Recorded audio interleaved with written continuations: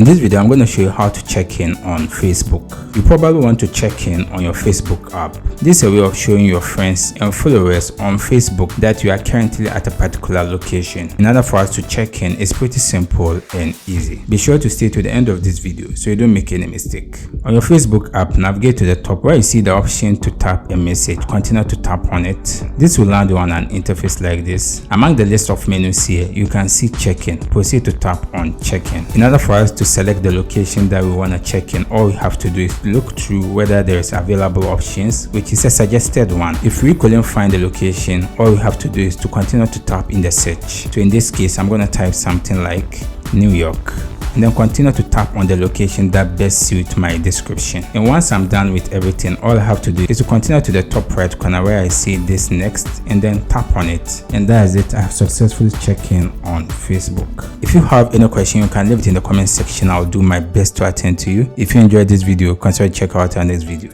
See you in the next video.